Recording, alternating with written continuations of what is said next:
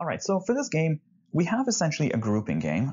Specifically, we have a bunch of students and we have subjects. Now, it's worth noting that this is a many-to-many relationship in the sense that each of the students will have at least one subject assigned to them. And likewise, each of the subjects will be associated with at least one student. But each student can have several subjects. Each subject can have several students. In terms of how to set this one up, this one's actually a bit of a toss-up because you could reasonably go in either direction. In fact, there's no real logical distinction in terms of how you would set it up because they're pretty much exactly the same. Each student can have one or more subjects. Each subject will have one or more students. Now, in terms of figuring out how to set this one up, you could look at the rules, but sitting there and trying to figure out how each rule is going to kind of manifest itself within each setup seems like a bit of a pain. So what I would do here is I would just take a quick look at the first question just to kind of see how LSAC sets it up if they give you an exclusion question. Because usually when LSAC sets it up in a particular way, chances are the game is kind of geared towards that perspective, and it probably will make it a little bit easier to go with that approach.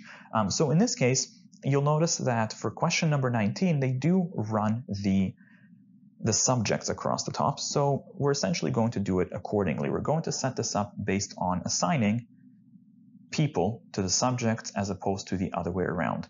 Now, the people themselves happen to be G, R, and W. And I guess from there, let's take a look at the rules. So the first rule says that if G presents on J, then so does R. So contrapositive, if R does not present on J, then neither does G. Next, if R presents on S, then Wendy does not. Now, it's worth recognizing that this should be kind of a bit of a familiar relationship because this essentially creates an exclusive relationship between R and W. It's just that it's limited only to S. Now, what that basically means, though, is that under S, you can't have both R and W, right? If you have R under S, then you can't have W and vice versa. So we can kind of simplify this rule to simply say that S cannot have both R and W at the same time. You can also leave a bit of a reminder here that R and W cannot both go under S.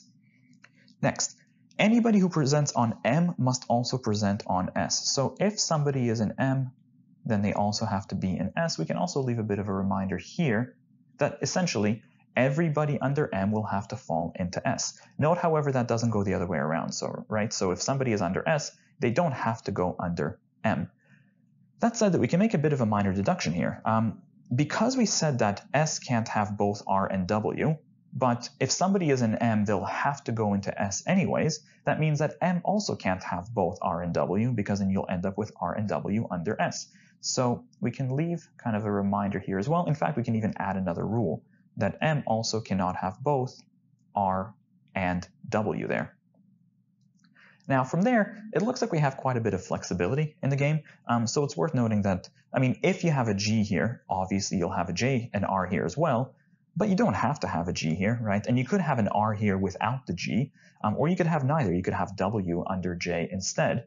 And even if you have some of these people under J, they could still go under M and S also because there's no real limit on how many times each person can go. So from here, let's just take a look at the questions themselves.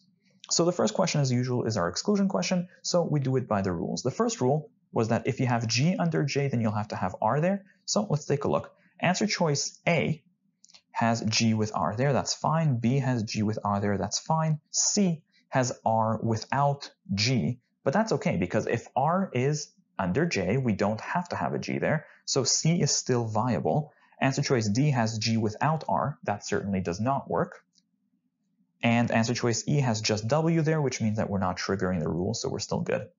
Next, we said S cannot have both R and W there. Let's take a look. A looks viable. B looks like it has, in fact, all three of G, R, and W, which certainly doesn't work. So we can disqualify answer choice B. C has just George there, so that's fine. D has G and R, so that's fine. E has G and W, so we're still good. Next.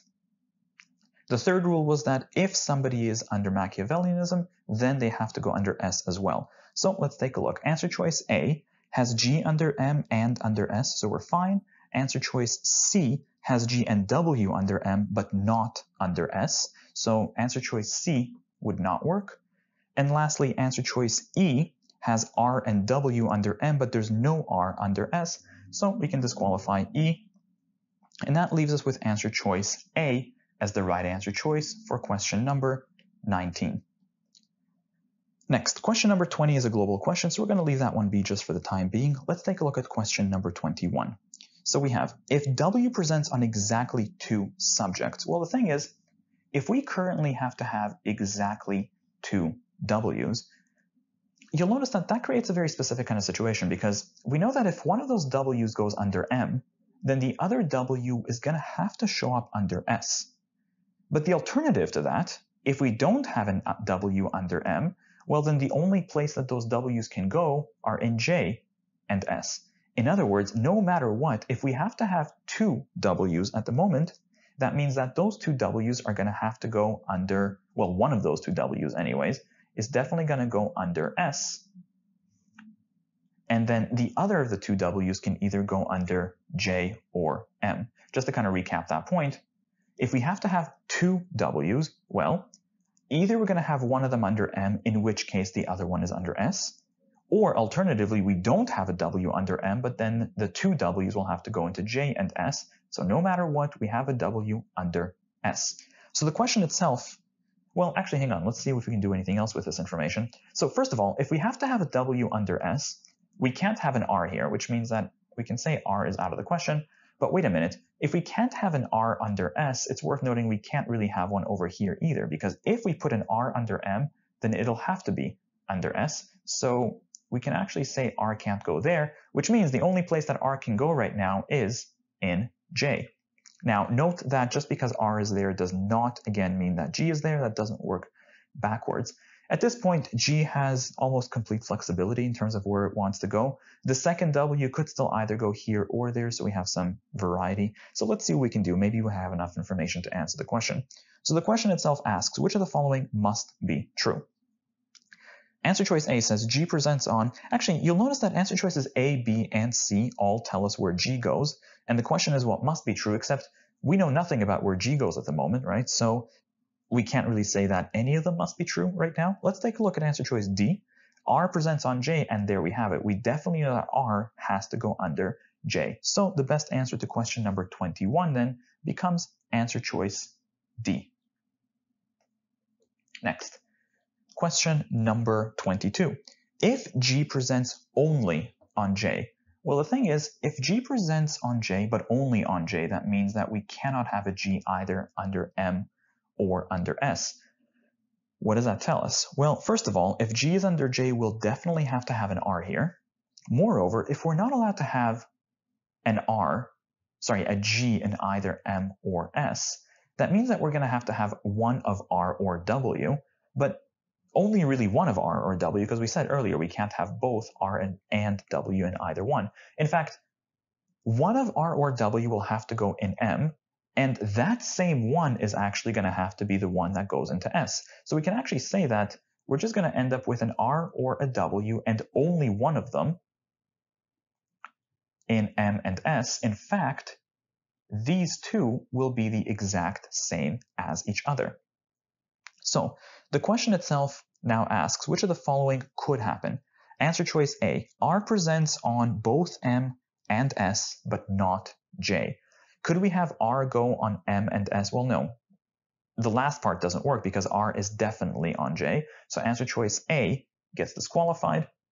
Next, answer choice B, R presents on both J and S, but not M. Well, no, not at the moment. Currently, if R presents on S, then R also has to present on M, so it's impossible that R presents on S but not M. So answer choice B gets disqualified. Answer choice C, R presents on all 3 subjects. Well, actually, strictly that could be true. We could have an R here, and an R here. The only thing that would mean is that we're going to have a W somewhere. Specifically, the W will have to go in this position where we are allowed to have R and W together. But that still could be true. It looks like R could present on all 3 subjects. Let's keep going just in case. Answer choice D. W presents on S, but neither J nor M. Well, no, it's impossible for W to currently present on S, but not M, because if these two are going to definitely be the same. So answer choice D is out. Answer choice E. W presents on J and S, but not M. Could we have a W under J and S, but without M? Well, no. Again, if W is under S, then it's also going to be under M because currently those two are the same. So answer choice E gets disqualified. The best answer to number 22 becomes C. Next, number 23. If Wendy presents on both J and S, but not M, so if we have to have a W under both J and S. So first of all, if we explicitly are not allowed to have W under M at the moment, what does that mean for M? What could go here? Well, the thing is, we certainly can't have R, because if we have R here, we're going to end up having to have R there, but we're not allowed both R and W, which means if we can't have W here, we can't have R here. The only person who could go under M at the moment would be G. In fact, G would then have to also go into S as well. Now, from there, we do still have to have an R somewhere, right? And we certainly can't have an R either here or there because you're not allowed to have R and W together here. So that means that R will have to go under J for sure. And remember, just because R is under J does not mean that G has to be there, right? That rule doesn't work backwards. So it looks like at this point we're a little bit more flexible. Let's see what we can do with the information that we have. The question asks what could be true. A, George presents on S, but neither J nor M. Well, no, George definitely presents on M, so answer choice A certainly is impossible right now. Answer choice B, George presents on M and S, but not J. Well, that actually could work at the moment because we could have G here and there, but not J. So answer choice B seems like it's viable. Answer choice C, George presents on J and S, but not M. Well, no, George definitely has to present on M, so C is out. D, R presents on J and M. Well, no, currently we said R cannot go on M because if R goes here, you'll end up with R and S, and that doesn't work because we're not allowed to have R and W there. So answer choice D gets disqualified. Next, R presents on all three. No, in fact, R has to only present on the one. So the best answer to question number 23 is B. Lastly, we have question number 20. Which of the following cannot be a complete and accurate list of the students that present on M? So basically, this is in a given scenario, what combination can we not have? Well, first of all, we definitely know that we can never have R and W on M. And very fortunately, answer choice E is exactly that answer. So E works. These are a pair of students who cannot be a complete list of people that present on M.